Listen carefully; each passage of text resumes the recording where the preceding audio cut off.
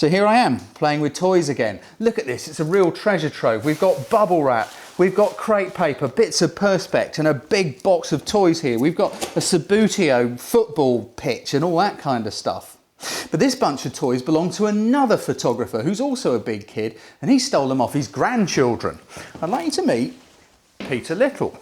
Hello, Mike. You're right, Peter. Yes, good. fine, thank you. Now, obviously, that's the TV handshake because we're already in his house and he didn't just kind of meet us. But look, here we go. Peter, like me, is passionate about setting things up and taking great pictures without spending huge amounts of money on expensive studio equipment. And that's why your grandchildren are locked in a shed in the garden at this very moment, screaming while you use their Connects to build a studio. What a heavenly thought that is. Yes, it's just made up of Connects, a picnic table, stroke car boot table that the girls use at weekends and what have you. And I just thought, I can't afford all the normal stuff. Let's go and prove a point. You need to spend money. Well, no, you don't. Yeah, I'm always on about this. Expensive kit doesn't mean amazing pictures. It's thought, it's technique, it's having the ability to think on the run, isn't it? And Exactly. think, I want to do this, how can I make it happen? And using bits and pieces. Now, Okay, so look, we've got your Connects here. Yes. Which you've made these kind of little stands, and you've already, I can see, put a reflector up here. exactly. The reason being is that you just need adaptability along two planes to set this up. So the adaptability is that I can change the rear or background to anything I want. I can change the reflector to any colour I want. I can alter the distance and length of that. So you can slide that up and down as well. Exactly. I can change that to match a colour. Oh, got you. So now you're going into reflecting coloured light. Exactly. Now, Okay. here's one I made earlier. Have you got a pale flower? Yes. Where is it? There we go. Because I'd just like to show people this. Can we poke it into the... Just quickly, Janie, can you see this? If we get close in on... That'll do, that's fine, because we're not going to photograph that one. Right, we've got this pale coloured flower, but when I put this piece of lilac card down here and use it as the reflector, you watch how the colour changes on the flower. We're bouncing in coloured light. It's coming in from the window over here, hitting this card and bouncing across. Just wanted to show you that one. Sorry, Peter, thank you for that. Let's remove that one because that's not the one you were going to photograph. No, we're going to... Do you want to keep the lilac reflector? Yes, please. Okay. Because I found, or in my experience, that a slightly lighter card than the actual flower itself, of the same colour hue, is exactly what we want. Okay, so it's kind of like it enhances the colour of the plant, of the flower, of whatever it is you're photographing. Everyone has different ideas. The whole idea of this is it's so simple. You can choose your background, your reflectors, to whatever you want personally yourself, whatever taste you like. Yeah, sure. So if you like, I see so many photographs against a white background, we could illuminate that with a lamp. Yeah. Anything. Okay. A flash. It's so adaptable. Yeah. It's just time. Yeah. You know, how long have you got while the grandkids are locked in the shed? Well, absolutely. They are going to starve at some point. Okay, so we're shooting with a 105mm macro lens. Yeah. And of course you could do this with, well actually, to do this you've got to shoot, the way you're doing this, you've got to use at least about 100mm, haven't you? Because... The field of view against a small card. I have larger card for larger flowers. But this was so easy, it's to hand, it's absolutely ideal. So what Peter's on about here is the field of view. As you have a longer lens, your field of view gets narrower. So he's looking down here. If you had say a 50mm lens, your field of view is going to be quite wide. Therefore, you're going to get the flower, the background, but then you're also going to get the mantelpiece and stuff that's going on over here. The 100mm lens has got a much narrower field of view. So it's a bit like looking down a pipe. It's going to come through here, past the flower head, and the edges of that pipe, that field of view, are still going to be just inside that piece of card, which means you don't have to start filling up the entire room with hangers and sheets and massive pieces of card. It's just so compact and very simple. That's right. So what we're going to do here is I'm in manual mode.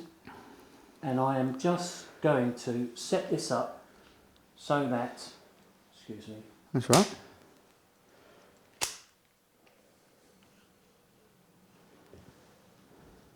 Right. And we'll frame that up against the mauve background. Now, what I can do here is, I normally like to get the whole flower within the frame, obviously. I don't like clipping. I can do that in cropping and resizing. Okay, yeah. So usually, as a demonstration for now, f3.5, go for the middle of the flower so the petals are out of focus. Okay, so just the stamen in the middle is sharp, because depth of field when you're in close starts to get very small anyway, doesn't it? Normally we'd do one f3.5, one f11. Okay, so you're going to sort of do one very shallow depth field and one a bit larger, and then you can choose. Until you see it really on the screen. Yeah, you don't know. You don't know. Okay. Okay, so at the moment we're about... Go there. Go into there. Come on. Come on. Right. So we're using an aperture of f4. Yeah. And using autofocus, or you're going to manually focus? I'm manually focusing. Okay. Using live view. I can use the optical viewfinder. I do prefer that sometimes, but perhaps if Jane wants to see... Yeah, come and have a little look, because you can see also in the back of the camera how that narrow field of view works. Look, if I'm here, I don't know if you can see my hands over here, but if I bring them into the lilac, right, they're probably not in shot now, and they're probably just starting to encroach about now. Yeah. There we go.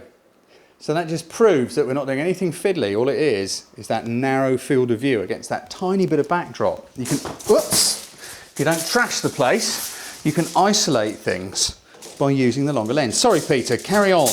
You're fine with me. So what we'll do is we'll set that up, exposure. I won't go into one above, one below. Yeah. Just take that. So you could bracket if you wanted. That's lovely. Really, isn't it? That's so simple. And of course, with your system, it's really quick and simple to use a different backdrop. Yes, I've got no setup time.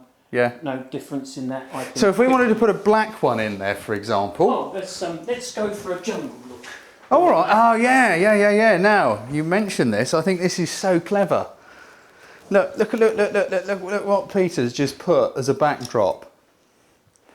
And so the camera's isolating that. Look at that. Plain simple as that. How simple is that? And this is, of course, how an awful lot of macro wildlife photography, bees, little hummingbirds and all the rest of it, is actually done in a studio, isn't it? Exactly. They're not, it might look like it's done out in the wild, but a lot of it isn't, because it's so much more controllable in this kind of environment. There you go. Here's a brilliant homemade way of producing that. Right. So as I say, change the side. Now sometimes the light here, as the sun moves around during the day, will become slightly harsh. I was going to say, your light in here. Yes. You've got a brilliant, massive West, diffuser. that's the problem. This is a morning room as such for photography. Okay. So what we will do is, Mike, excuse me, I'll just show you. What happens when it goes to the afternoon if you want to do something in here then? I don't shoot in the afternoon normally, but we're now getting to a crossover point. Okay. So here, in true blue Peter.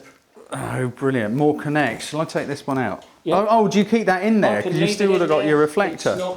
It's not, as long as this doesn't break, we'll be fine. Yeah. What I can do is now... Just take that out. That is going to get in the way, isn't it? That one's going to be in the way. Okay. There we go. Yeah. This is half the fun, is the fact that you are playing about with this. So that can come over here like that. The actual... yeah. There we go. And then that moves over there. I know what you're doing. You're building a kind of light tent, aren't you? That's right. About now, the light to me is getting slightly harsh for that soft look. Yeah. So all I would simply do is cut some of the light down. With bubble wrap. With bubble. Because a lot of people confuse good light with lots of light, don't they? The number of people you would see shooting in bright sunlight, flowers, and when you look at the pictures, it's like Velvia film gone wrong. If you remember Velvia film, of course. But you're right, it is, yeah. Now, you get much harsher, bright highlights. But if you've got the sun and it's much stronger here, It's going to hit this, shatter it, and you might lose a stopper light perhaps, but it doesn't matter so long as nothing's moving, does I've it? actually lost 1/3 of a stop. No, it's nothing, is it really? No, perhaps 2.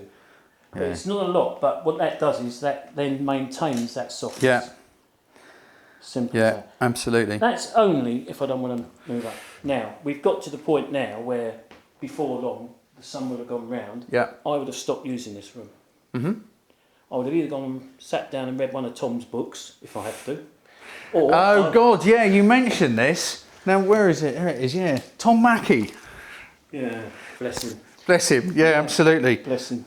Or I'll go into another room. So I think I'll show you... These are what we're good for gonna do. propping stuff up, aren't they? Marvellous. You can hold any amount that connects up with that. Can you? Oh, yes. Oh, it's fantastic. Look We'll at that. try. Yeah, he'll be delighted to know that his books make great stops and you can pile things on them. Yes, exactly. Anyway.